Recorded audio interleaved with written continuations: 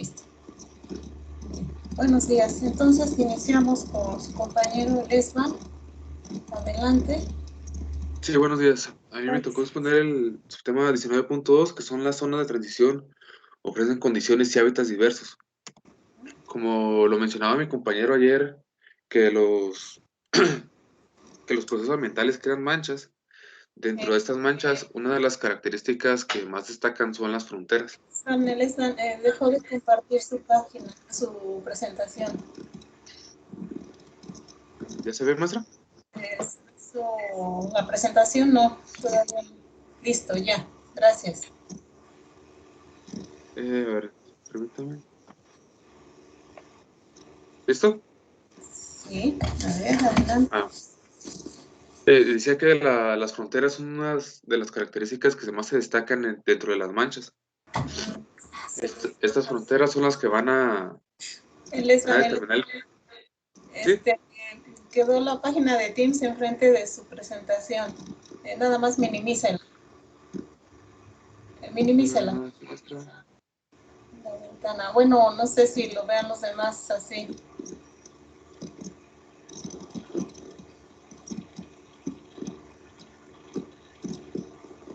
Arriba, hasta arriba, en la ventana principal, ahí en el guión, minimízalo nada más. A ver. ¿Listo? No, ya se ve todo negro. Ya, listo, ahora sí. Listo. Ok. Bueno, decía que las fronteras son las que van a determinar el perímetro de estas manchas y también van a marcar un límite entre mancha y mancha. También es un indicador de cambios y condiciones físicas.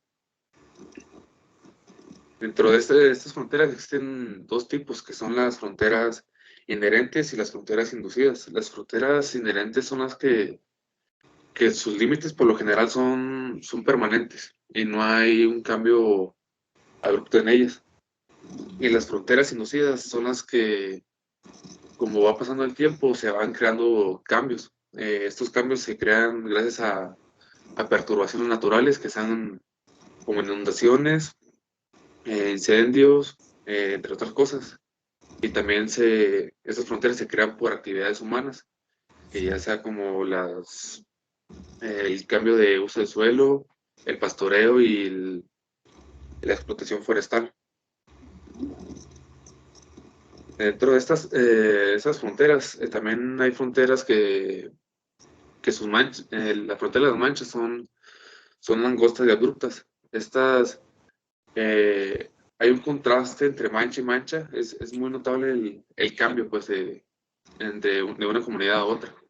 Por ejemplo, es de un bosque y un campo agrícola, donde el cambio es muy, muy notable.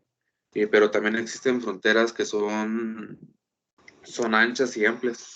Esto no, el cambio entre mancha y mancha no es tan notable, ya que el cambio de vegetación no difiere tanto. Dentro de estas fronteras amplias, por lo general se le llaman ecotonos. Sí. Y dentro de estas existen varios tipos de fronteras, que es las fronteras que son angostas y pronunciadas, las abruptas, bueno, aquí es como se muestra en la imagen, aquí van diciendo las fronteras que es angosta y pronunciada, los contornos que acabo de decir, fronteras de borde retorcido y fronteras perforadas. Funcionalmente, las fronteras conectan las manchas por medio de flujos de materia, energía y organismos. La altura, anchura y porosidad de las fronteras influyen sobre los gradientes del flujo de viento, humedad, temperatura y radiación solar entre las manchas adyacentes. Estas condiciones ambientales que se crean van a influir sobre la posible colonización de algunas especies. También influyen en la dispersión de semillas y movimientos de algunos animales.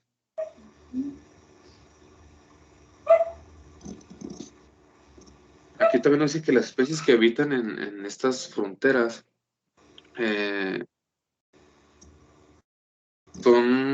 son especies que requieren de las condiciones de las dos manchas. Por ejemplo, nos habla del urogallo, que se ocupa plantas herbáceas y arbustos pequeños para poder alimentar a sus crías. Y también ocupan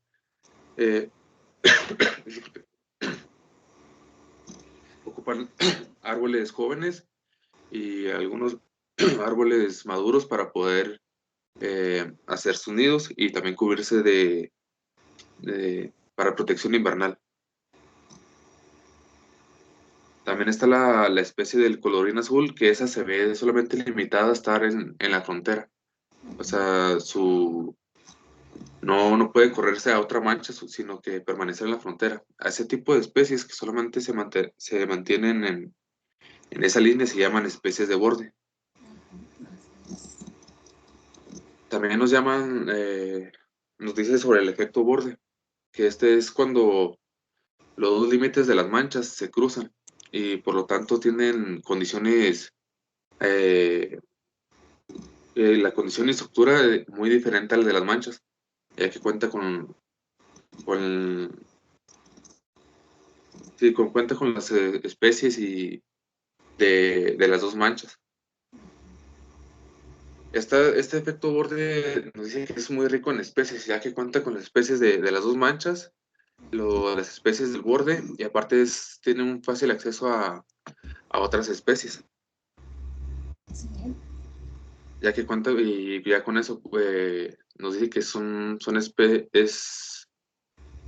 lugar rico en especies. Pero también esto crea algunos problemas, porque al momento en las fronteras abruptas son muy llamativos para algunos depredadores. Igual para las zarigüeyas y zorros, la frontera lo toman como sendero. También pájaros depredadores como los cuervos agarran nidos de pájaros más pequeños. También nos habla que las fronteras son dinámicas y cambiantes en espacio-tiempo entre el borde del bosque y el campo. Esto es que, por ejemplo, se mueve en la imagen, hay un cambio abrupto entre mancha a mancha. Y nos dice que como va pasando el tiempo, esto se van a ir, la vegetación de las manchas van a crecer en altura. Entonces, como se muestra en la figura aquí, la de arriba, el tiempo 1, el contraste es muy notorio. Y conforme va pasando el tiempo, la mancha que tiene la vegetación más baja, va a ir aumentando. Igual la vegetación alta va a ir disminuyendo hasta que llegue el tiempo donde el cambio de mancha no sea tan marcada. Bien. Y es todo lo que venía del texto. Bueno, a ver, nada más faltó ahí, ahorita lo retomamos muy bien. Entonces, chicos, primero retomar esto de, ya en esta unidad cambia el término de fragmento, lo cambia por mancha, y después ese término lo va a cambiar por tesela, ¿no? Entonces, vamos a hablar de fragmentos. A ver si lo puse por aquí, este es el que quería que me explicara. El fragmento, bueno, el parche, por aquí veíamos una imagen, por decir este parche, ¿no? De vegetación, pues la orilla es lo que estaba explicando su compañero, que son las fronteras, ¿no? Entonces las fronteras pues pueden estar delimitadas por un conjunto de vegetación o el cambio o lo podemos ver nosotros en nuestros ecosistemas forestales, ¿no? Tenemos aquí un ecosistema forestal y después tenemos acá una milpa, ¿no? Entonces, entre los límites de la milpa y el ecosistema forestal, pues a esto le vamos a llamar frontera. Incluso ustedes ven en los límites del ecosistema forestal hay especies que pues ni siquiera son de la milpa, ¿no? Son especies que llegan, ¿no? De vegetación secundaria. Bueno, lo que explicó su compañero es esto, cómo va cambiando esas fronteras a través del tiempo, cuando ya una frontera es muy ancha, pues le vamos a llamar el ecotono, ahí es donde hay mucha diversidad de especies, ¿no?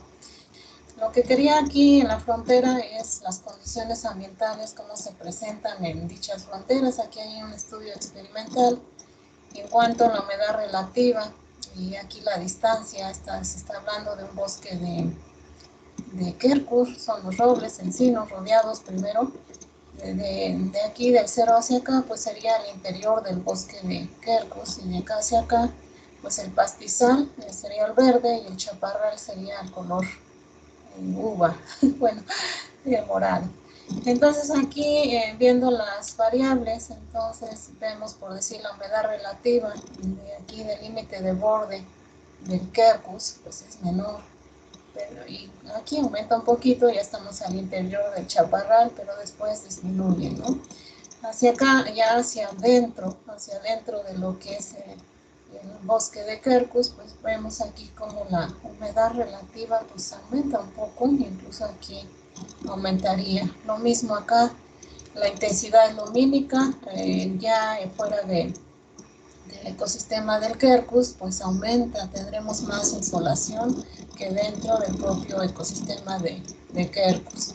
La temperatura lo mismo, adentro del quercus disminuye, y afuera, aquí nos dice aumenta, si ven aquí 14 grados, por decir aquí del chaparral hacia acá, hacia adentro. Y aquí se supone que son de los límites de donde está el chaparral y el bosque de quercus, pues ven, allá hacia el bosque de quercus, pues disminuye, ¿no? 25 metros. Muy bien, y estas son las dos especies que mencionó su compañero. Entonces va a haber fronteras, incluso por aquí ya mencionó su compañero, inherentes, es decir, las que son de origen natural, ¿no? Un río, por ahí dice un afloramiento rocoso, inducidas, pues todas las que por algún factor natural, a lo mejor un deslave, se me ocurre, o a lo mejor el cauce de un río tiene otro ramal y pasó por el medio, pues ahí ya es una inducida. También inducida es todos los caminos, apertura de caminos, también entran en esta categoría. Bien, esto ya lo explicó su compañero, entonces vamos. No, me toca a mí porque ya no está su compañero Alexis con el 3. Bien. Muy importante en el 3, jóvenes, ya se habló su compañero de fronteras, los límites, el borde de ese parche, incluso ustedes ya llevan sistemas de información geográfica, y ya delimitaron algunas áreas forestales y quedan así sus polígonos, ¿no? Pues el límite sería esto, la frontera. Bien, aquí el punto 3 pues habla del tamaño, la forma del fragmento y su relación con la diversidad de especies, y por lógica pues lo veríamos, no se requiere tanta ciencia, por lógica estos fragmentos, si son más pequeños, pues tendrían pocas especies. ¿Por qué? Porque habría pocos recursos, a lo mejor, o a lo mejor los recursos de alguna especie no están en este pequeño parche, ¿no? Y por lógica, parches con área más grande, pues tendrían primero más hábitat, tendrían más área de acción para algunas especies. Entonces aquí se cuestiona primero qué tamaño del fragmento de hábitat pues mantendrá mayor diversidad de especies, por lógica pues somos más grandes. Ahora, ¿cómo influye el tamaño del fragmento en la presencia o ausencia de algunas especies? Entonces, en primer lugar, el tamaño del fragmento va a tener influencia importante en la estructura de cualquier comunidad. Grandes fragmentos de hábitat pues van a contener mayor cantidad de individuos, mayor riqueza de especies que en los fragmentos más pequeños. Cuanto mayor sea el área, pues mayor va a ser los territorios o las áreas de acción para las especies, ¿no? Ahora, considerando también el tamaño de los animales, por aquí hay una relación entre el tamaño del fragmento y el tamaño de los animales, ¿no? Para grandes depredadores felinos como los osos, los lobos, los pumas e incluso los jaguares, pues aquí necesitan fragmentos de hábitat continuos y muy grandes, ¿no? También aquí estos fragmentos más grandes pues tendrán diferente heterogeneidad ambiental, variaciones topográficas, tanto en suelo, en recursos, y por lo tanto pues van a contener mayor diversidad vegetal, tanto de especies como en estructura, en estratos verticales. Y bueno, aquí en los fragmentos más grandes pues puede haber más hábitat para muchas especies, ¿no? Aquí viene el ejemplo de aquí sobre, ya lo mencionó su compañero, sobre algunas especies que habitan en los fragmentos, y también se evaluó en el artículo de los murciélagos. ¿Recuerdan ahí? Había murciélagos que solamente pues, habitaban en las orillas, ¿no? Y estas les vamos a llamar las especies de borde.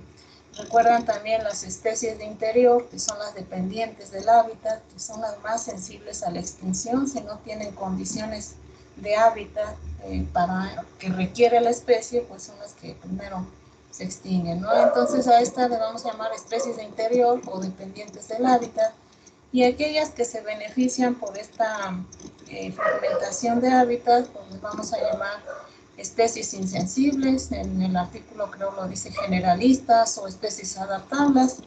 Pues les da, aquí pueden vivir al interior, en la orilla, o pasar de un parche a otro, son indiferentes, ¿no? Bueno, por aquí hace una alusión, a ver, en la relación del tamaño y del fragmento y el borde. Voy a salirme un poquito, pero aquí está. En esto de, bueno, vamos, en la naturaleza, pues solamente en Estados Unidos, donde han, por ahí en la lectura anterior, donde su división de su territorio, pues casi son cuadrados, encontraríamos fragmentos así cuadrados, pero no lo vemos así ya en los remanentes de vegetación, ¿no? Entonces, solamente cuando una parcela llega a ser suficientemente grande para resultar profunda, pues tendría esto, ¿no? Especies de interior, y también pues tendría especies de borde. Si viéramos así un fragmento cuadrado, ¿no? Se esperaría que el borde incluso fuera menos pronunciado y tendría más área de interior, ¿no? Ahora, una parcela muy pequeña pues será afectada por el efecto borde, incluso pues todo sería borde, ¿no? Ahí ya mencionó su compañero Díaz, ahí hay más condiciones de insolación, poca humedad, y bueno, no tendría especies de interior ahí. Bueno, una parcela pues ya está afectada por el efecto de borde, y pues ya aquí a lo mejor tendríamos una especies de interior, ¿no? Cuando el tamaño de la parcela aumenta, la proporción entre el borde y el interior disminuye. Entonces aquí el borde pues sería un poco más pequeño, y esperaríamos que el interior sea más grande, ¿no? Ahora, un hábitat largo y delgado, como el ejemplo aquí, o cuando estamos viendo el ejemplo, ¿no? Lo que hace la Comisión Federal de Luz, ¿no? Ahí deja a lo mejor tiras de vegetación muy largas, pues ahí está afectado en todo esto por el borde. Y ahora, parcelas largas y estrechas del bosque cuya profundidad no excede el ancho del borde son comunidades fronteras. Sería el mismo ejemplo sin tener en cuenta el área total de fragmento. Les comentaba ahí, aquí interminables, ¿no? Pues nada más sería el efecto de borde, no habría interior. Y bueno, aquí hace una relación en cuanto al total de tamaño del fragmento y el área de efecto de borde, ¿no? Conforme aumenta aquí el tamaño del fragmento, pues el efecto borde aquí va a disminuir, ¿no? Aquí, si el tamaño es menor, pues aquí el área de efecto de borde o interior, el interior pues es menor, ¿no? Y lo mismo aquí, conforme avanza aquí el aumento de la mancha, pues aquí el interior aquí disminuye, ¿no? Área de efecto de borde o interior. Bueno, esperaríamos encontrar algo así manchas grandes donde tengamos más área central, como aquí no, aquí va aumentando, aumenta la mancha, pero el interior va aumentando. Y el efecto borde o la orilla pues va disminuyendo. Bien, regreso a la presentación. Ahora, ¿qué clase de especies? Pues ya lo mencionó su compañero, algunas, las especies de interior, pues requieren condiciones ambientales del hábitat. Incluso hay especies pues no pueden brincar de un parche a otro, depende nada más de uno, ¿no? La otra pues son las especies insensibles, van de un fragmento a otro. Y bueno, vamos a ver aquí, jóvenes, este esquema. Es la diferencia en las respuestas del hábitat entre especies de frontera, especies de interior y las especies que pues son generalistas, ¿no? Por decir, en el A dice el maullador y el mirlo son especies de frontera. Bueno, aquí lo que está haciendo es representarnos como la media, y aquí hago lo que se llama como límite inferior y superior, ¿no? de esa media de avistamientos, ¿no? Por decir, aquí están dos especies, esta corresponde a la de aquí, el maullador, y está el mirlo de primavera, el área de bosque, el fragmento, son especies que las encontramos a orillas del fragmento, ¿no? Entonces, entre más pequeños fragmentos, más aquí el avistamiento, la probabilidad de encontrarlos, pues es mayor. Ahora sí, el fragmento es mayor, ahí recuerden la relación, el borde es menor, pues aquí es menos probable que lo encontremos. Lo mismo aquí, esta especie, si el fragmento es pequeño, pues aquí hay un 70% de probabilidad que lo encontremos, y conforme va aumentando el tamaño del fragmento, pues disminuye. Aquí en las especies de interior, recordemos, son las especies que requieren condiciones muy especiales para sobrevivir, ¿no? El ejemplo, el chipe gusanero. Aquí es al contrario, si tenemos un fragmento muy pequeño, hay menos probabilidad de encontrarlo, y conforme aumenta el tamaño del fragmento, aquí miren, aquí incluso 3.200 hectáreas, pues un 40% de que se vea se encuentre, ¿no? Lo mismo aquí, para este chipe suelero, si es un fragmento pequeño, pero ya aquí pues llega a un límite y es posible encontrarlo, ¿no? A partir de 100 hectáreas, también un 70% de avistamiento de la especie, ¿no? Y bueno, y por último es pues la especie generalista, la que incluso se puede beneficiar de una fragmentación de hábitat.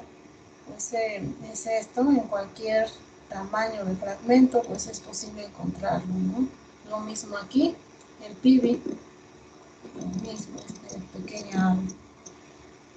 Bien, y estas serían sobre todo para ecosistemas terrestres no bien encontrado, no me di a la tarea de buscar si en ecosistemas acuáticos se presenten estos tres tipos de especies, ¿no? Más bien,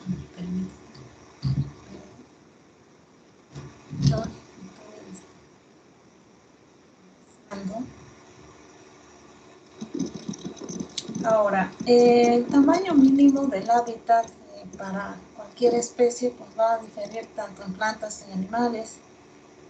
Para las plantas pues va a ser menos importante el tamaño del fragmento, y lo vemos por decir solamente con que encuentren las condiciones de luminosidad y humedad, pues incluso lo podemos encontrar en las grietas de una banqueta, puede germinar una especie incluso por estar, ¿no? Entonces el tamaño del fragmento para la especie no es importante, ahí serían muy importantes por la humedad y la luz, ¿no? En especies tolerantes a la sombra, el tamaño mínimo del área necesario para mantener las condiciones de humedad y luz, pues ahí pueden germinar. También el área depende del borde, del interior y de la naturaleza de la otra comunidad que esté como límite, ¿no? Si el fragmento es demasiado pequeño o demasiado abierto a la luz, al viento, el ejemplo aquí, ¿no? tenemos otro tipo de uso de suelo, pues aquí siempre van a colonizar especies pioneras, ¿no? Bien. Y por aquí habla, bueno, todos del noroeste de Estados Unidos, la fragmentación del bosque puede ocasionar el descenso de especies que necesitan humedad, tales como el arce azucarero, como puse, las hayas, mientras se fomenta el crecimiento de estas especies más séricas, como los encinos. Y bueno, ya lo hemos explicado, jóvenes, ahí al final la comunidad clímax en el este de Estados Unidos, pues son las hojosas, ¿no? Los encinos, llamados robles. Varios estudios han demostrado que la diversidad de especies de aves en los fragmentos de bosques praderas muestran una correlación entre el tamaño del fragmento y la riqueza de especies. Y lo vemos en la figura 9-10, y aquí pues está, ¿no?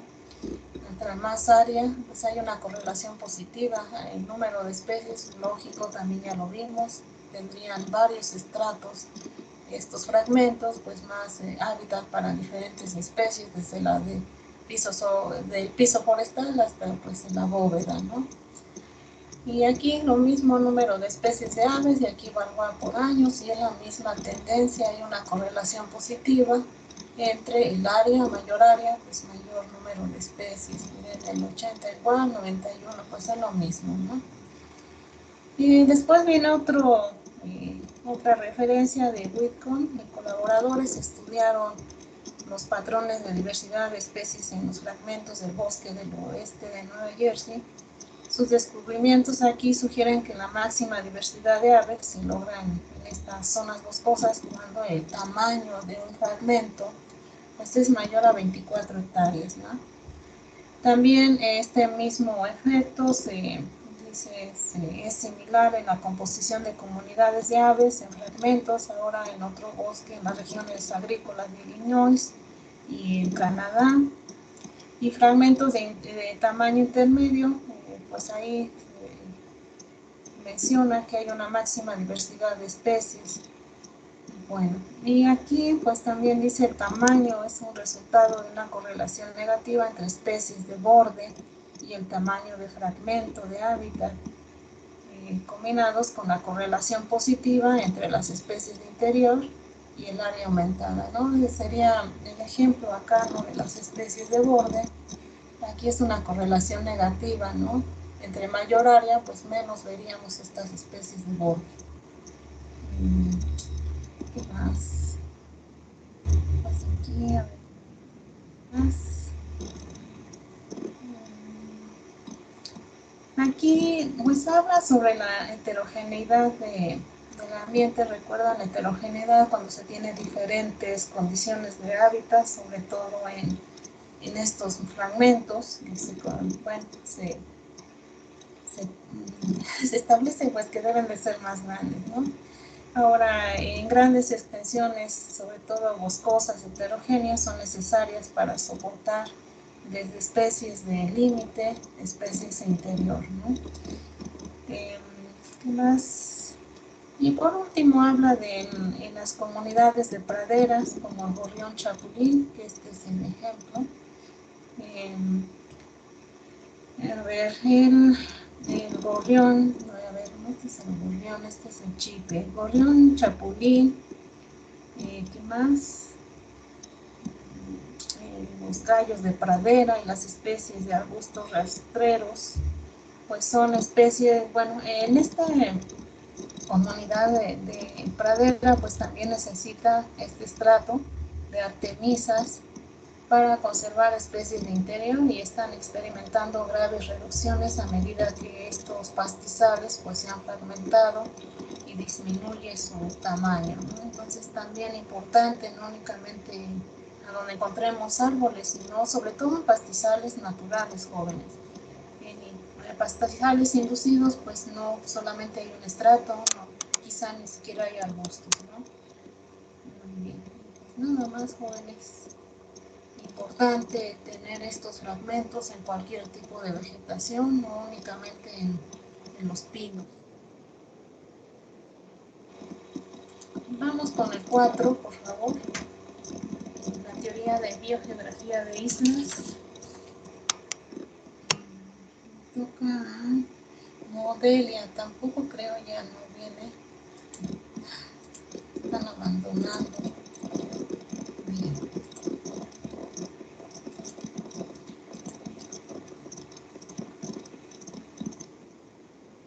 Bien. Aquí se retoma otra vez la teoría.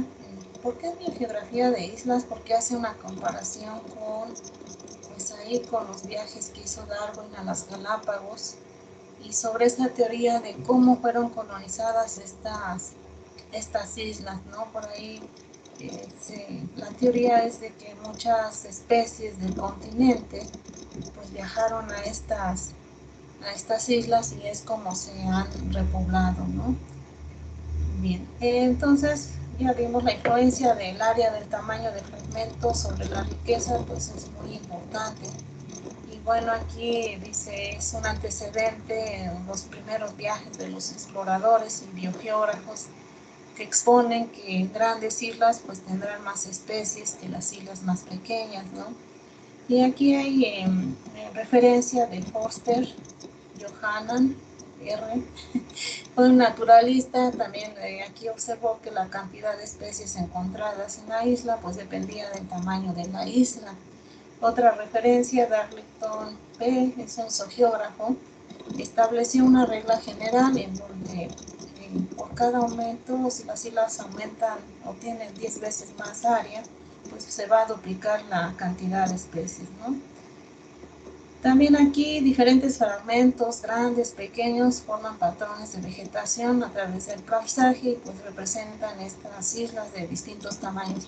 Entonces, haciendo una comparación, jóvenes, con las islas, bueno, islas como islas en el mar, pues también se compara con estas islas y lo que vemos aquí en este paisaje.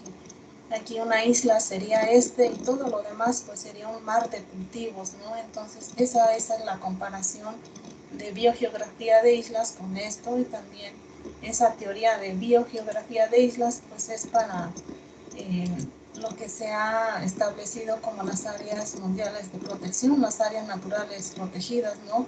Ahí tiene su base, ¿no? Aquí en este fragmento todavía podríamos encontrar vegetación original, ¿no? Entonces, por ende, en esto de áreas naturales protegidas, pues es lo que se conserva, ¿no? Incluso en áreas naturales protegidas, al interior, pues le llaman la zona que no se puede tocar, ¿no? Y aquí, pues aquí todavía se permiten en las orillas las áreas de amortiguamiento que le denomino, pues se permiten algunas actividades, ¿no? Bueno, entonces de ahí viene. El ejemplo aquí pues nos dice también la cantidad de aves de acuerdo a las islas que encontramos aquí en el Océano Índico, por acá por Vietnam y Malasia, aquí llamado Indonesia están estas pequeñas islas, y pues también aquí hace una relación en cuanto al número de especies y las islas, ¿no? Riqueza de especies, entre más grande pues encontraremos, ¿no? Y aquí pues estas islas son de selva alta, son las áreas tropicales, ¿no? ¿Qué más? Y bueno, ya mencioné esta correlación entre o similitud en las islas continentales y una isla ya en un paisaje fragmentado, ¿no? Entonces aquí, bueno, esta teoría es del ecólogo MacArthur y Wilson. Aquí establecen que la similitud entre islas y los fragmentos aislados de hábitat ha servido para aplicar esta teoría que se llama biogeografía de islas para estudiar estos paisajes que ya están fragmentados, ¿no? Aquí en la teoría de MacArthur está influenciada por esta estadística, la teoría de biogeografía de islas, y aquí se basa en la cantidad de especies que llegan a una isla, ¿no? Aquí el equilibrio, al contrario de la otra que vimos en metapoblaciones, que es la persistencia, pues aquí va a ser la persistencia, pues va a ser esto, el tamaño, el número de especies que llegan o colonizan a una isla. Entonces las especies en una isla van a representar ese equilibrio dinámico entre estas dos variables, que es la inmigración y la extinción.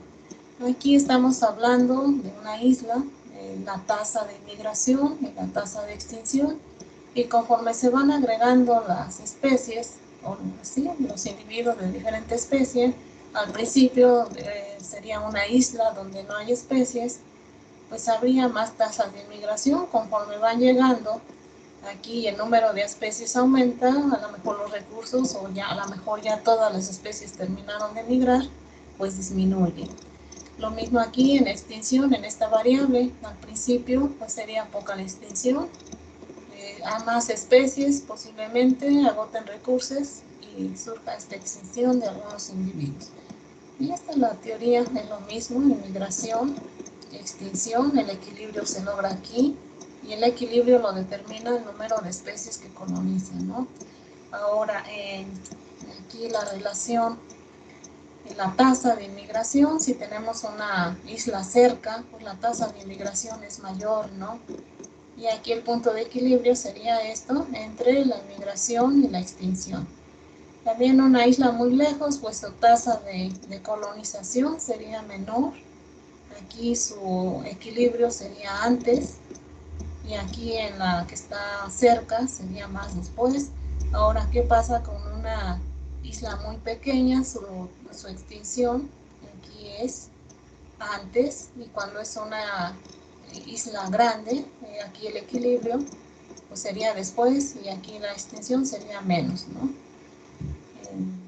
Más, permítanme. Bueno, es lo mismo, la misma explicación del otro, únicamente aquí. Entonces, dicen únicamente la teoría de biogeografía de islas la vamos a aplicar a las islas continentales, ¿no? También vamos a encontrar islas como la cima de una montaña, un lago, una ciénaga, una duna, áreas fragmentadas, incluso ahí dice entre un parásito y un huésped. Posiblemente un perro sería una isla, ¿no? Para una pulga. Bueno, y en sí, esto sería, en resumen, lo que dice la teoría de biogeografía de islas: a mayor distancia, mayor aislamiento entre la isla y la tierra firme. Aquí la tierra firme, pues si lo estamos hablando en estas áreas fragmentadas, pues la tierra firme va a ser aquel parche que va a ser como fuente, ¿no? A lo mejor este pequeño parche va a ser la población sumidero, ¿no? Entonces, esta porción de isla más grande o fragmento más grande, pues le denominaríamos el continente, y a esta pequeña, pues la ínsula, ¿no? O la isla. Bueno, entonces aquí, si está más lejos el parche del más grande, más pequeño, pues hay menos probabilidad de que las especies emigren, ¿no? Completen con éxito el viaje. Recordemos que pueden cruzar incluso cultivos, plantaciones, a lo mejor. Si es una especie que vuela, y a lo mejor una especie pues que tiene que ir en forma terrestre, pues posiblemente a lo mejor sea imposible de pasar esta matriz de otro uso de suelo. Por lo tanto, hay una disminución en la cantidad del equilibrio de las especies, ¿no? A ver, mayor distancia sería aquí está, lejos. Entonces, aquí está. Es una disminución, o sea, antes el equilibrio de las especies.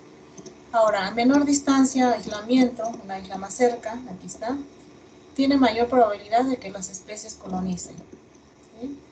Aumento en la cantidad de equilibrio de especies, aquí está, a comparación de la otra. Ahora, islas más grandes, índices de extinción menor, aquí tenemos. Contienen una mayor disposición de recursos, hábitats, pueden albergar más individuos de cada especie, y el equilibrio es más alto. Aquí lo vemos en comparación de esta, de la pequeña. Islas pequeñas, índice de extinción mayor, aquí, en comparación de esta. Menor disposición de recursos, albergan menos especies, y el equilibrio pues es más bajo, ¿no? Aquí lo vemos. Y en sí esta es la teoría que después ustedes la van a retomar un poco en fitogeografía. El siguiente semestre vuelven a retomar muchas cosas que estamos viendo ahorita de ecología, jóvenes. Y bueno, pues nada más, aquí termina. Vamos con el punto 5. Leopoldo. Ahí, Leopoldo. Buenos días, profa. Ya nada más que proyecte mi compañera. Sí, adelante, por favor. ¿Ya se ve? Sí, adelante. Pues bueno, este tema nos habla de los paisajes fragmentados y los corredores, que son los que pues promueven el movimiento entre las manchas. La fragmentación del hábitat provoca que existan manchas en el hábitat, pues, o pues islas como se les denomina.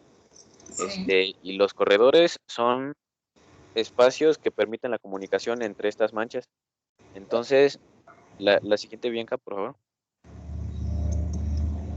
La mayoría de los corredores son de origen humano, es decir, que están creados por los humanos. Existen principalmente dos tipos que son tipos de corredores, que son los de línea angosta y los corredores de franja. Los corredores de línea angosta son, por ejemplo, líneas de árboles muy delgadas o, por ejemplo, algunas plantaciones que se hacen para romper el viento, como estamos viendo en la imagen Sí. de arriba. Y los corredores de franjas son espacios más amplios, donde hay más vegetación. Los corredores, por lo general, tienen un hábitat similar a las manchas que conectan. La siguiente, Bianca, por favor.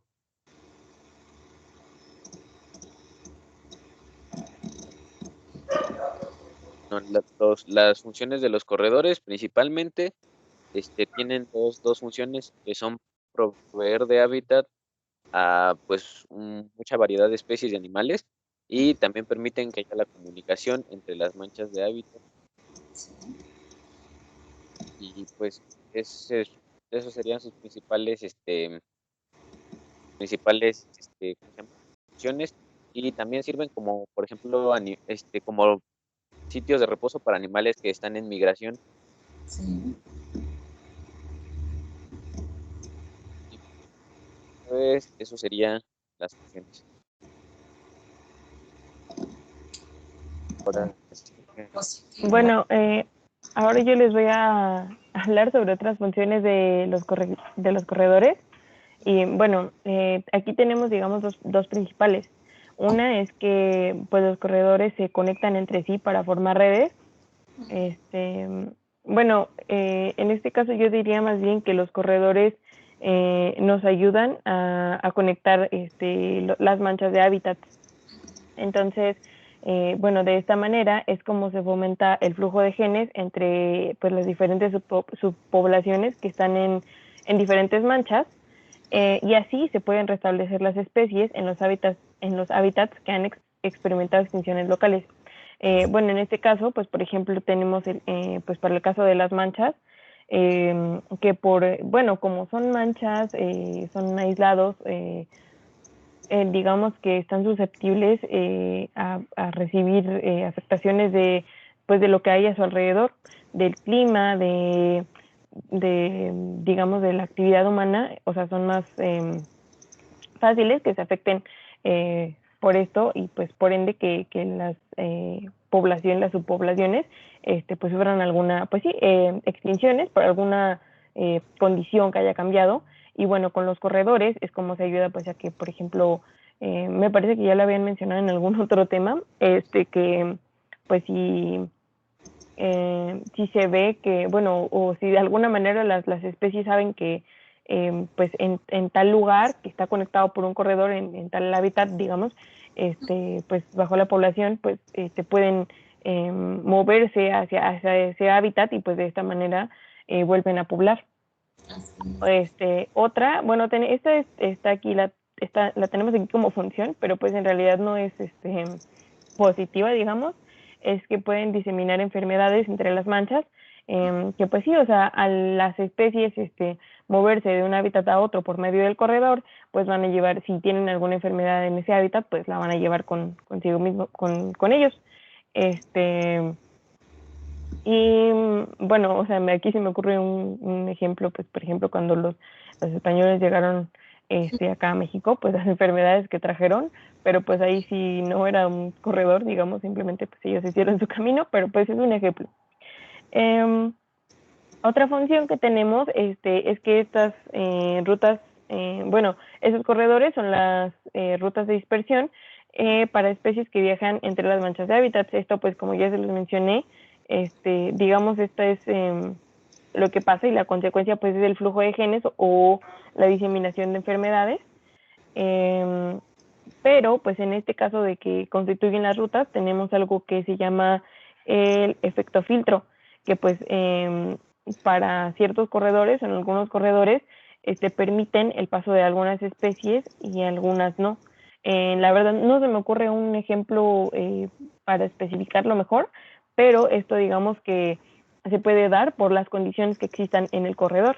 Probablemente algunas especies no, bueno, digamos que el corredor pues es algo que está, o sea, si el manchón del hábitat es susceptible al ambiente exterior, digamos, el corredor pues lo es aún más, porque es un lugar pequeño, pues digamos, solo pues para pasar, solo para hacer la ruta de dispersión. Y pues algunas especies no van a tener las características para poder pasar por el corredor. No van a, pues a lo mejor pueden intentar pasar, pero no sobreviven o pues alguna de estas cosas, es lo que a mí se me ocurre. Sí, sí. De hecho, lo que ahorita está diciendo se ve en perfil de investigadores. Ahí lo vamos a ver. Continúe, por favor. Gracias. Y bueno, por último tenemos esto de las consecuencias de la fragmentación, que pues en este caso se presenta, digamos, lo que causan los caminos. Tenemos que, bueno, los caminos van a cortar el paisaje y afectan a las parcelas o los terrenos adyacentes, que pues sí, van al hacer un camino, pues probablemente un terreno era de alguien o era de cierto ecosistema y pues al cortarlo, pues ya se queda uno de un lado y otro del otro, como en imágenes pasadas que estuvimos viendo, y pues de esta manera lo van a afectar al hábitat. También tenemos que las autopistas, que son grandes, de las que son de 2 o 4 carriles de circulación, son una fuente de mortalidad para la vida silvestre.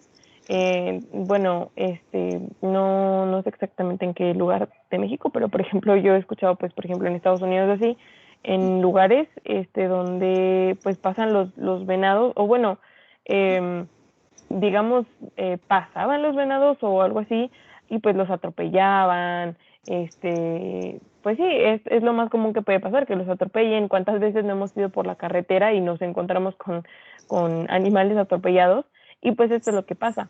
Y pues así, bueno, aquí tenemos otro punto en el que dice que, bueno, aquí menciona que el ruido del tráfico hace que la vida silvestre busque un hábitat más adecuado, pero también, pues, el hecho de que estos animales, pues, tengan una mortalidad en esa zona, pues, causa también que se alejen y, pues, uno ya no ve animales cerca de las carreteras, ya no, o sea, pues, probablemente en un principio del camino sí, o sea, cuando recién lo construyeron sí se veían y ya después no, porque pues se dan cuenta de lo que está pasando, de que su ecosistema está alterado y pues se van alejando, van buscando lugares más cerrados o donde tengan un mejor desarrollo.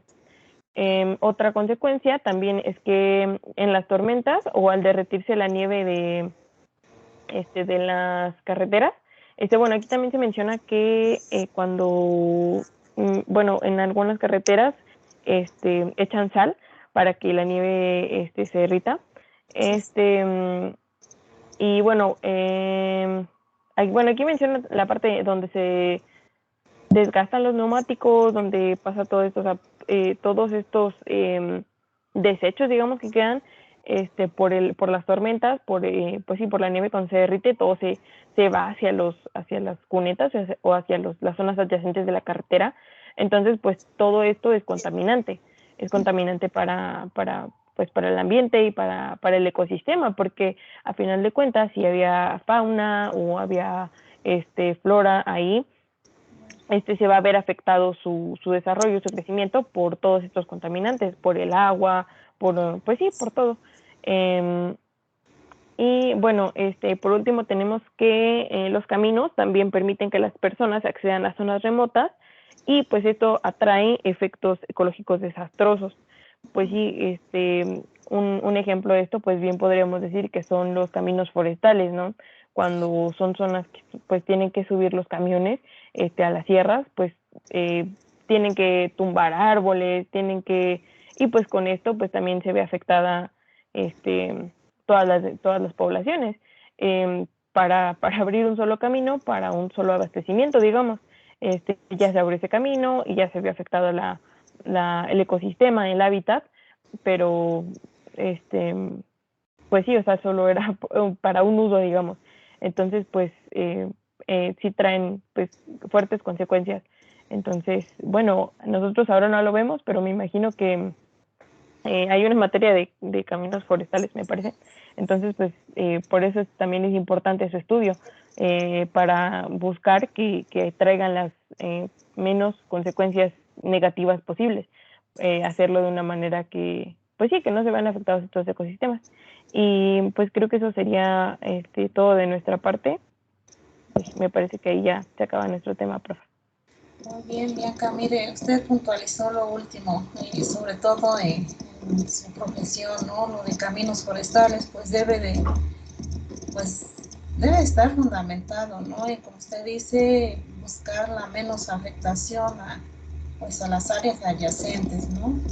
Y también se me ocurrió ahorita de esto de los accesos jóvenes en lo que ahora llamamos el ecoturismo, las áreas ecoturísticas, ¿no? Abrir incluso caminos, pues también hay una de las consecuencias del turismo, pues es cuando es muy masivo y no sé si han tenido la oportunidad de ir a la reserva de mariposa monarca, ¿no? Ven la compactación ya de la tierra, incluso ahí en la entrada ya es un medial.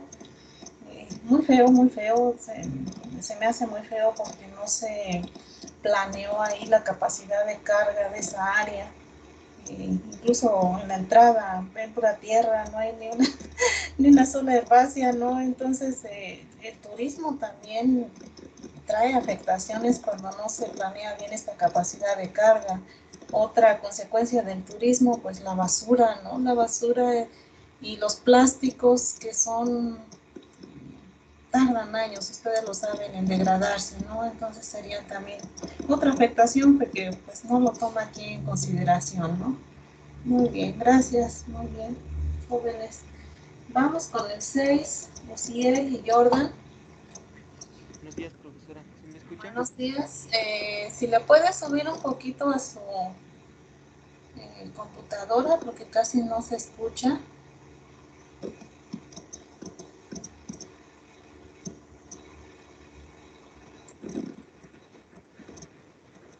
Adelante. El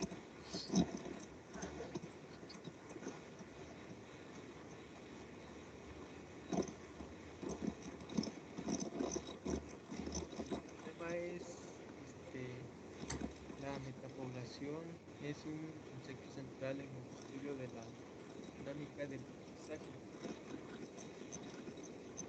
Bueno, pues lo que hace aquí es retoma lo que es el concepto de metapoblación, de lo que sería, bueno, que una subpoblación al estar dividido, pues, ¿qué pasa, no? Y bueno, tengo un ejemplo aquí de lo que sería un, un bosque, una selva, con contra lo que sería contra la expansión de terrenos ganaderos. Vemos que la vegetación original, pues póngale de aquí, bueno, empieza, ¿no? 0 años y hasta el último esquema también unos 15 años a lo mucho, vemos Sí, que conforme va el tiempo, pues se va deteriorando todo, ¿no? Conforme avanza el tiempo, pues vemos cambios en paisaje y efectos biológicos. En cambios de paisaje tenemos lo que es la pérdida del hábitat y se divide todas las especies y se alejan entre ellas. El perímetro y la superficie, pues cada vez tenemos menos especies en en una pequeña área.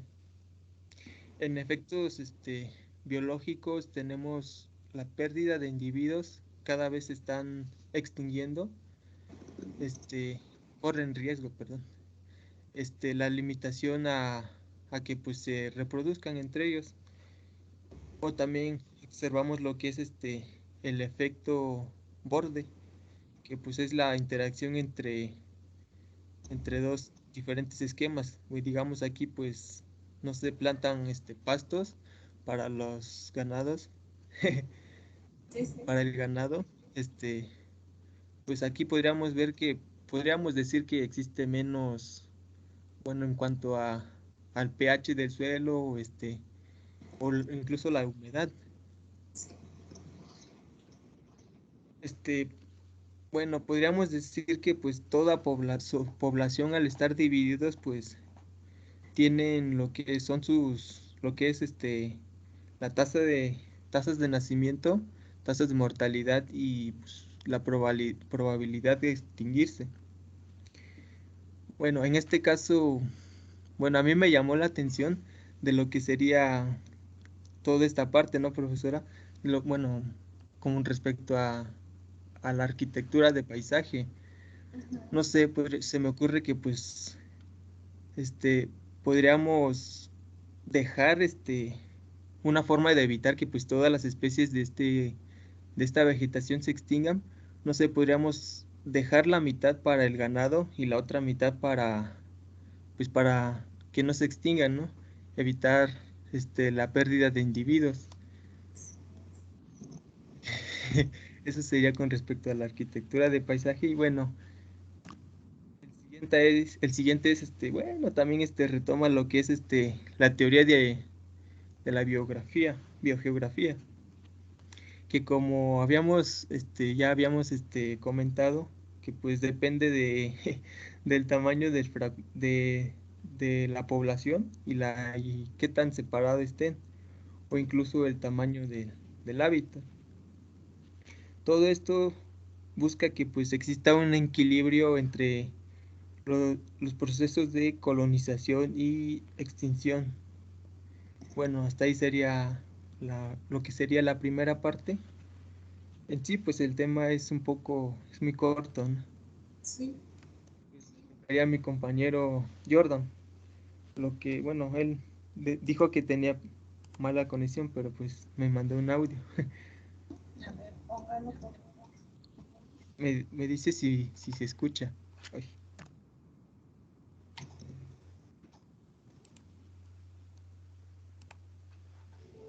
Los modelos de comunidades de especies que no interactúan nos dice que están construidos simplemente por la suma de patrones previstos de las especies individuales usando la estructura de metapoblación.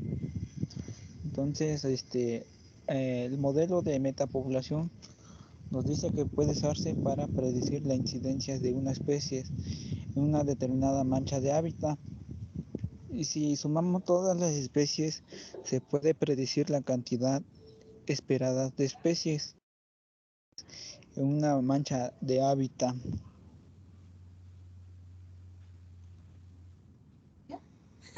La otra parte sería esta. Sí, sí, sí. Utilizando este enfoque, Hilka Husky y sus colegas han demostrado que la relación especie-área presentadas en las figuras 19.10 y 19.11 pueden ser consecuencia de un modelo de metapoblación con una tasa de extinción dependiente del área y una tasa de colonización dependiente de la densidad.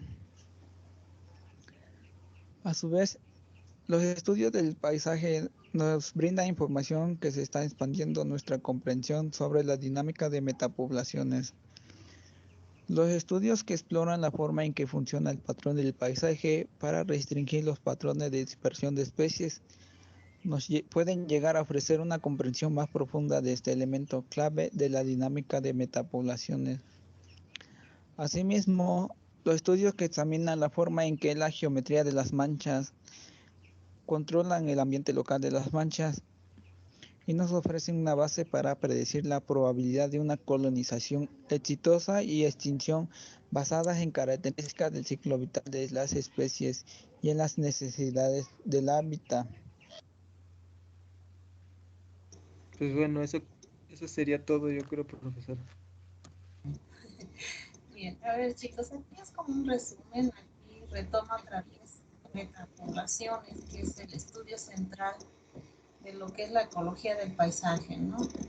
Y bueno, y retoma primero estos dos modelos, el modelo básico de metapoblaciones, recuerdan ahí, la persistencia pues está en esto, en cuántos parches se han ocupado por estas dos variables de colonización y extinción, ¿no? Y el otro modelo que se retoma es el de biogeografía de islas, pero ahí en punto de equilibrio pues hace referencia a la riqueza de especies. Y pues nada más es así, suma estos dos, que para estudiar el paisaje, pues se recurre a este modelo de metapoblaciones, pero también se recurre al modelo de biogeografía de islas.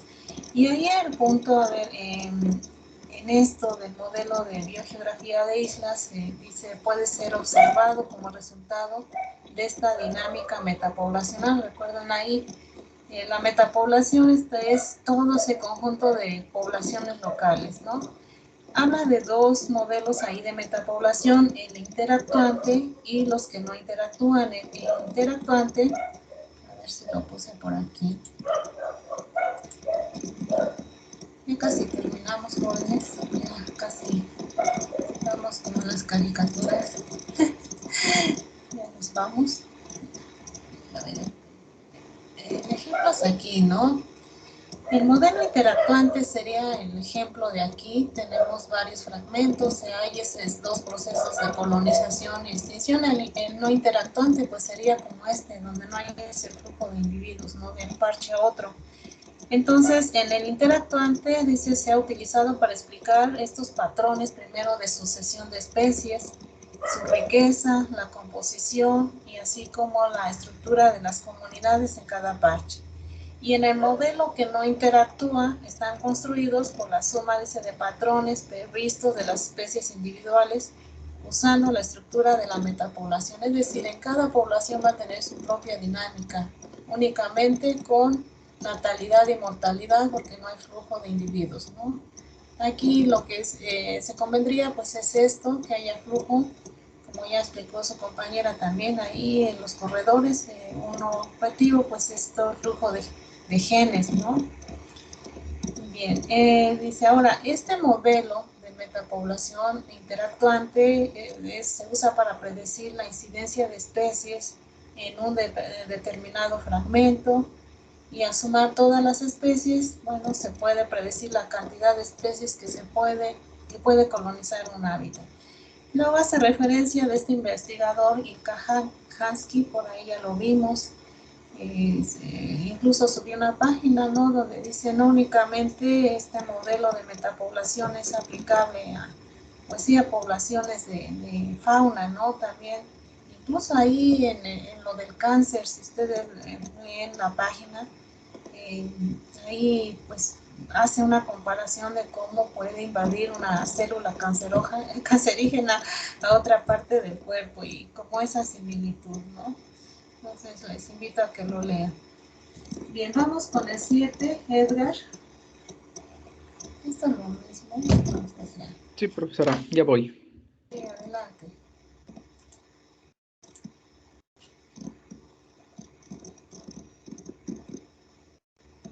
No sé si ya se vea. Sí, ya se ve.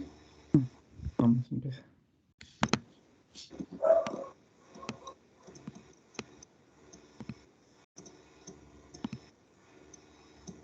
Bueno, pues a mí me tocó el tema 19.7, que la frecuencia, intensidad y la escala determina el impacto de las perturbaciones.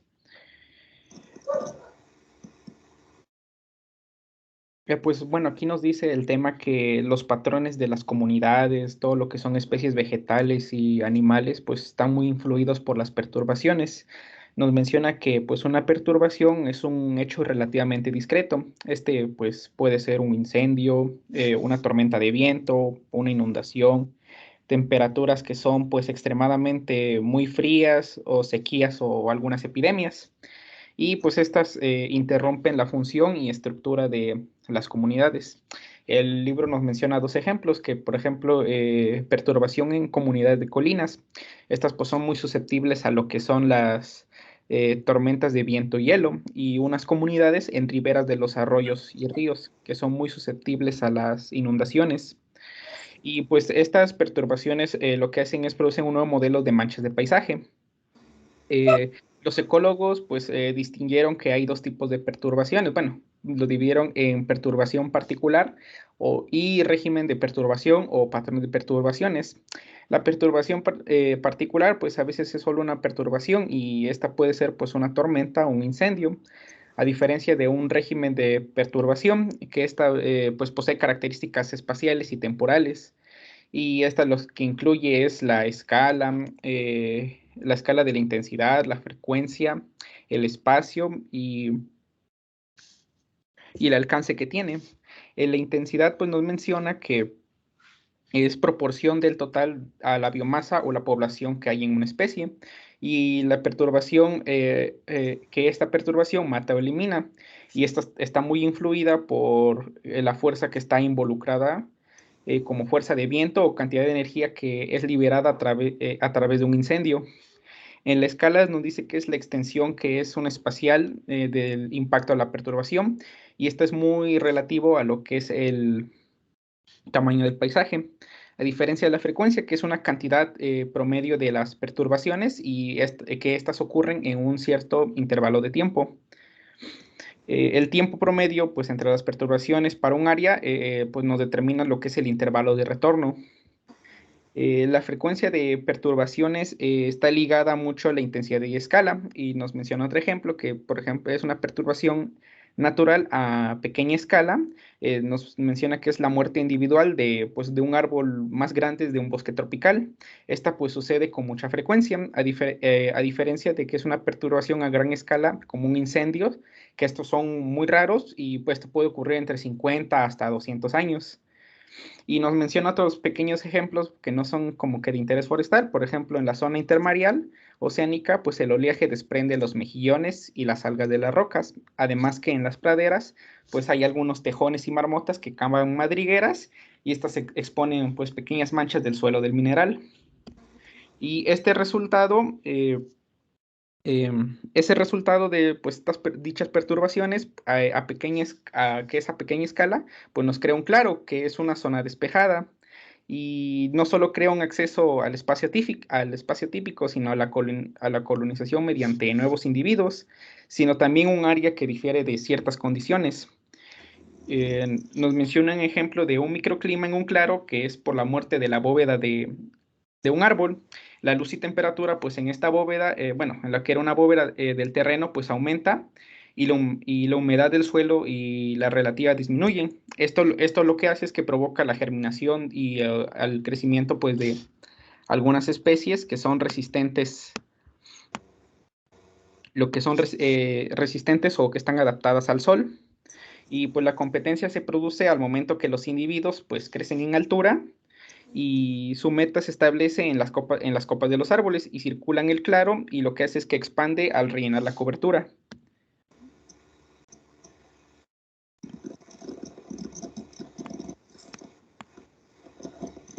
Ya pues dice que la respuesta de una perturbación a gran escala, como lo que es un incendio o tala de árboles, estas perturbaciones pues ocasionan la reducción sustancial o a veces la eliminación de todas las poblaciones que existen en ese lugar. En este caso, pues sí hay colonización, pero algunas especies pueden estar en un letargo, como son las semillas de plantas, algunas raíces, unos brotes de tocón o algunos árboles sobrevivientes. y otras especies que son colonizadoras a veces son transportadas por medio del viento o animales. Y pues sí se hace una recuperación que es a largo plazo, pero pues esta comprende una sucesión secundaria en que las especies de la comunidad original desplazan a las primeras especies que iniciaron como colonizadoras. Y esto sería como tal en general todo el tema. Bien, gracias. Lo importante ahí es los incendios jóvenes ahí, cuando son incendios naturales, el retorno, pues cuando son naturales 50, 100 años, pero la recurrencia que vemos, y por ahí estadísticas, ¿no? El 90% de los incendios forestales pues son provocados, no naturales. Muy bien, gracias Francisco. Yair y Ezequiel, por favor. 8. Buenos días, maestra. Buenos días, adelante, que sigue también con perturbaciones.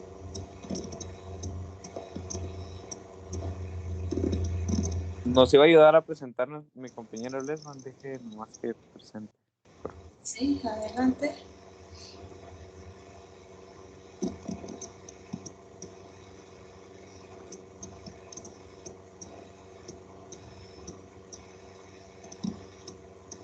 ¿Sí él está? ¿Sí está?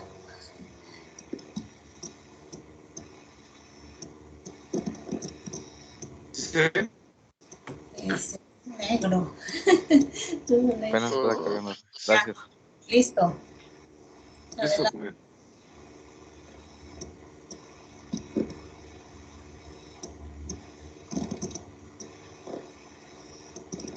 Adelante, Yair. Ya, listo, ya está.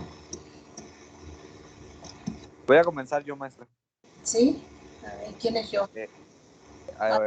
Ezequiel Ordóñez.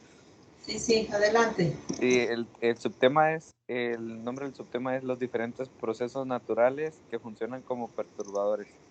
¿Puedes dar la siguiente, por favor? Ya está.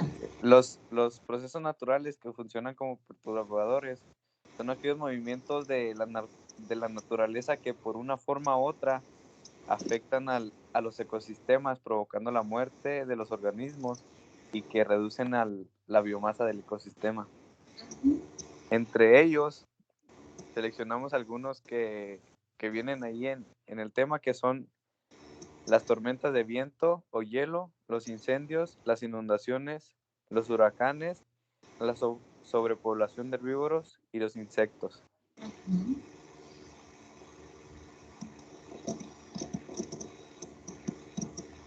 Siguiente, bro, por favor.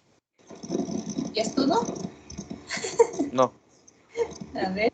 Hicimos una breve introducción de la forma que afecta cada uno para cada ecosistema. Por ejemplo, las tormentas de viento son peligrosas porque afectan en los terrenos, en los ecosistemas, derribando a los árboles, que son los encargados de producir la semilla, y también esos mismos provocan que las aguas o las conexiones de ríos sean afectadas y sean desviadas para otros rumbos. Así es. Siguiente. La fauna acuática. En las inundaciones puse imágenes, pero no se cargaron, maestra. Sí, no creo. Ay, disculpe. Las inundaciones son el exceso de agua que provoca dentro de los diferentes ecosistemas. Arrastra basura y es contaminación para este mismo, y en ocasiones, al momento que arrastra toda la basura, impide la visualización de la luz solar en la superficie, y al mismo tiempo arrastra los animales marinos que se encuentran ahí. Pues, sí, marinos. Siguiente.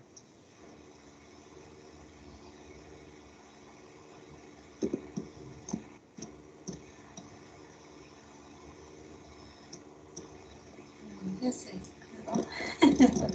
Ya, huracanes, sí. Huracanes.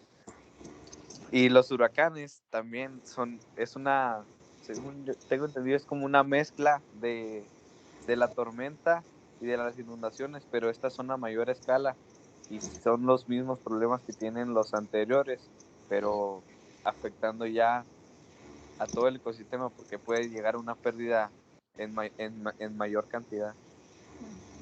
siguiente. Los incendios que son muy conocidos también son... Oh, qué pedo. Sí, ¿Se puede sí. volver, porfa? Gracias.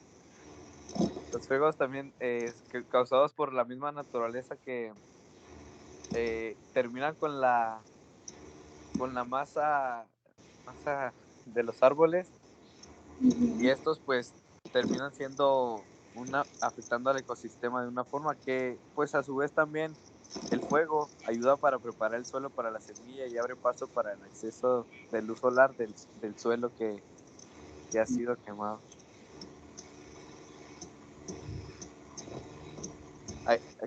Le tocaba a mi compañero, maestra, pero no me ha contestado. Yo creo que se le fue el internet.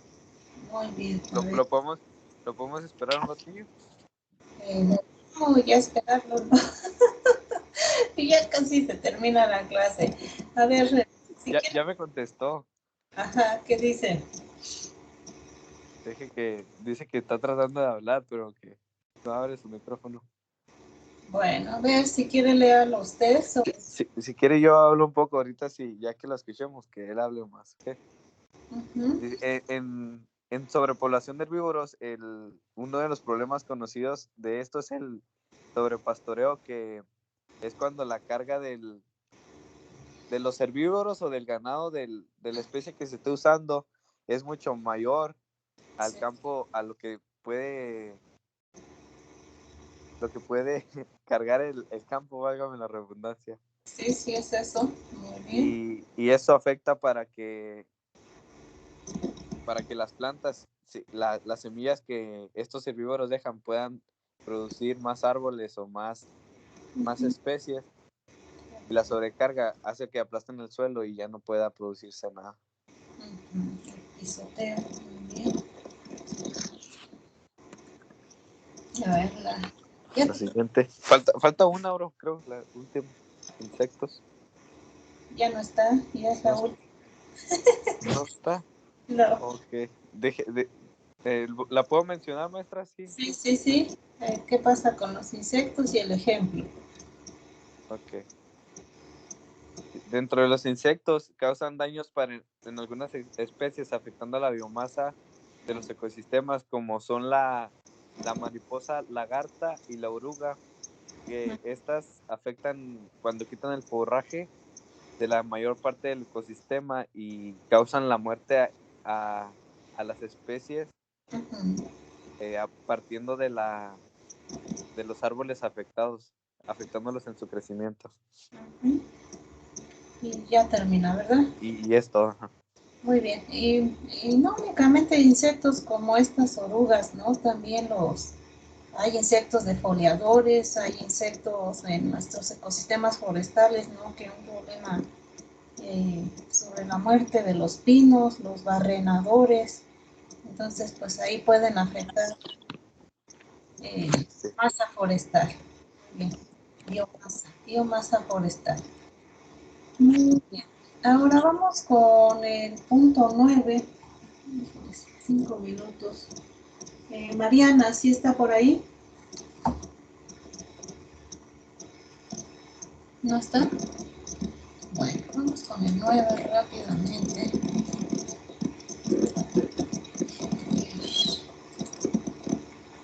Quería, no pasar, quería ver esto sobre los corredores jóvenes. A ver, aquí hablaba rápidamente. Se hablaba de los corredores que son de origen antropogénico, pero bueno, también hay corredores de origen biológico. Y en México tenemos uno muy importante al sureste, que es el corredor biológico mesoamericano desde la parte sureste, que sirve para el flujo natural de estas especies, ¿no?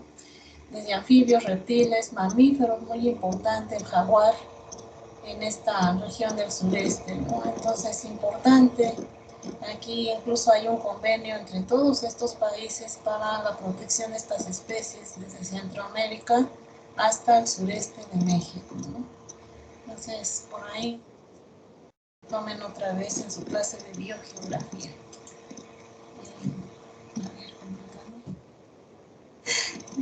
terminar. A ver, Luis.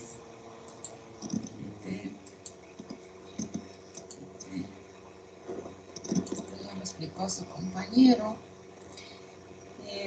El 9. Bueno, aquí se habla de perturbaciones antropogénicas que son más intensas en duración y tiempo. La actividad humana, ya lo hemos comentado, ¿no? Es la que tiene mayor, es la que ha provocado mayor impacto sobre los ecosistemas y ver toda esta fracturación, ¿no? de ecosistemas originales. El cambio más radical, pues, es esto de convertir una comunidad natural a plantaciones, a apertura de agricultura, potreros, como ya lo mencionó su compañero, ¿no? Se cambia completamente el paisaje. Primero, la perturbación de un bosque pues va a depender de muchos métodos, quizá el que de menor escala, pues ahí en la corta de árboles seleccionados. Miren, algo que a lo mejor me criticaba mucho el doctor Valdemar, que a lo mejor les va a dar clase a ustedes. En la corta selectiva, jóvenes, siempre en la corta selectiva se seleccionan los árboles con mejor diámetro, mayor altura, mejor porte, y que a la larga pues, estamos cortando los mejores árboles y que no les dimos oportunidad a producir semilla y tampoco a recolectarla, pues estamos mermando esa variabilidad genética superior, ¿no? Entonces era una crítica que pues yo le hice en una clase que nos dio de silvicultura, ¿no? Entonces, ¿por qué se seleccionan a los mejores árboles y no darles la oportunidad de reproducirse, ¿no? Bueno, aquí en la corta de árboles seleccionados, pues se abren claros, como lo dijo su compañero, se da apertura a que algunas especies pues germinen, se establezcan, ¿no? Y el método más drástico y el que pues solamente lo justifico en plantaciones es la matarraza, ¿no? Ahí generalmente pues se corta, pero y bueno, sería justificable siempre y cuando existiera el compromiso, ¿no? De que si tú vas a hacer una matarraza en un ecosistema forestal, pues tengas el compromiso de volver a plantar, ¿no? Y no dejarlo. Bueno, en la matarraza que favorecemos la reproducción de especies intolerantes a la sombra, invasión y quizá un bosque de tipo ya secundario, ¿no? También se favorece la erosión, se afectan muchas comunidades, incluso las comunidades, si hay un afluente de río, pues se afecta todo ese arrastre de sedimentos, ¿no? Y pues nada más habla aquí, la actividad humana es la que pues está disminuyendo todas estas ecosistemas, ¿no?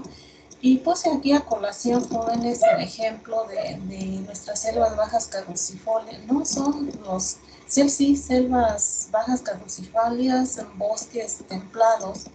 En toda esta costa, desde Colima, Michoacán, Nayarit, cómo se ha hecho el cambio de uso de suelo para solamente cultivar esto que le llamamos aguacate, que ahora pues se denomina el oro verde, ¿no? Vean, desde el 2003 pues es esto, 2010, 2018, estas son ya las hectáreas que se han cambiado, incluso por ahí la estrategia es quemar para después poner este cultivo que si bien es cierto pues es nativo, ¿no? Hay un bosque de lauraceas en México, las diferentes especies de aguacate criollo, pero es una especie muy, muy demandante de agua, ¿no? Por ahí les sugiero vean un documental de Chile donde introdujeron este cultivo y hay comunidades pues que no tienen ni agua, pero toda la desvían para el cultivo del aguacate, que el aguacate de Chile pues lo mandan a Europa, ¿no? Entonces esto es una de las afectaciones, pues posiblemente aquí en estas áreas del sureste, el occidente de México, hay agua, pero ¿qué pasa cuando se abatan estos niveles de agua? ¿Qué va a pasar con estas comunidades, no? Otro ejemplo, pues esto, la pérdida por el cambio de uso del suelo, por ahí ya lo había pasado, la mayor pérdida de especies es por esta, la degradación del hábitat. Y otro ejemplo, que es el anterior,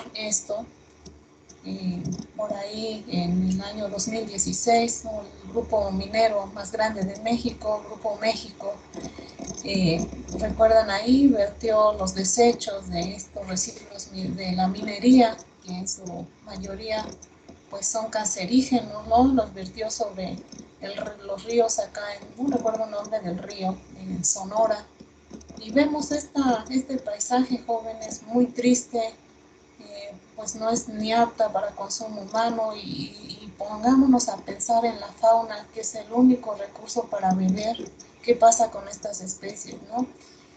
Desgraciadamente, voy a meterme un poco en política, tenemos leyes muy, muy permisivas donde, pues ahí, como dicen, la lastre que tenemos como comunidad en México, pues es la corrupción, ¿no? Pues no pasó nada, después virtió algunos desechos de esto de la minería al Mar de Cortés, no hubo sanciones, no hubo seguimiento, no hay nada, y pues es esto, jóvenes, la lastre que tenemos como comunidad en México, la corrupción y ver todo esto que llamamos ahora los ecocidios, ¿no? Y pues no pasa nada, somos demasiado permisivos como sociedad. Y bueno, chicos, se terminó el tiempo. Nada más, permítanme 5 minutos, 3 minutos. Les sugiero que lean, suban sus compañeros perfil de investigadores a quien le tocó. Solamente queda pendiente regresando al examen. El examen y su presentación, por favor, en tiempo y en forma. Quien no presente, pues ya no hay más tiempo. Lo voy a considerar, bueno, ahí está ya como evaluación. Y bueno, pues solo me resta decirles, jóvenes, que en estas fechas pues sea de unión familiar. Nos ponemos siempre nostálgicos en esta fecha, pero bueno, para quien lleve esa religión, bueno, en sus corazones, en su vida, pues unión en su familia, comprensión y gracias, jóvenes, y un abrazo para todos ustedes y tengan muy, muy felices vacaciones y pues nos vemos el siguiente semestre para concluir esto que iniciamos. Y bueno, no sé si quiera alguien comentar algo, jóvenes. Igual, profesora, pásela muy bien. Gracias por todo. Nos vemos el siguiente año. Cuídese. Siguiente año y un abrazo a sus familiares, a sus papás, a quienes los está acompañando y apoyando en este proceso que es su formación profesional, jóvenes. También agradézcanle porque pues al menos tienen techo, al menos tienen comida, lo que mucha gente pues carece de esto. Y sobre todo en estas fechas, ¿no? Que nos ponemos tan nostálgicos, ¿no? Con la familia, pero agradecerles a esa familia que está atrás de ustedes apoyándolos. Y gracias, jóvenes. Nos vemos entonces y pues les pido que repasen un poco para el examen y preparen su trabajo. Profesora, yo tengo una... Muchas gracias, profa. A ver, Sale, ¿quién? profesora, muchas gracias. Sí. Por ejemplo, a mí me tocó perfil de investigadores en Zoom y, bueno, mi presentación que elaboré o... Sí, súbala, por favor. Creo que no abrí la tarea, la voy a abrir. Oh, también, jóvenes, si reciben notificaciones es porque voy a estar calificando sus exámenes, si quieren revisarlos, si no, no. La voy a abrir, Yadira, y la sube, por favor. Profa, ¿Sí? disculpe, la clase pasada no pude ingresar a su clase, bueno, porque no era participante. Al parecer, como que invitó a mi hermanita y entonces a ella le llegó el correo y pues a mí no estaba invitada, por eso no me aparecía ni en el calendario. Tiene una hermana, híjoles, ahí Sí. ¿En Chapingo? Sí. No, mire, disculpe, entonces, no, a lo mejor seleccionar el nombre, seleccioné a su hermana, no me di cuenta. Sí, bueno. Gracias. Sí, ándale, chicas. Profa, Gracias, profe, nos paso, vemos, profe. feliz Navidad. Sí, felices fiestas. Gracias, profa, felices fiestas. Sí, aquí encerrada. Muchas gracias, maestra. Feliz día. Hasta luego. Gracias, profesora. Hasta luego. Hasta luego. Que Nada más, tengan- maestra. Hasta luego. Adiós, profe. Feliz. Adiós, adiós. Felices vacaciones. Adiós. Profa, si tengo alguna duda de la exposición, ¿le puedo mandar mensaje y me lo contesta? Sí, claro. Hasta luego, Daniela. Ok, profe. Gracias, hasta luego. Hasta luego.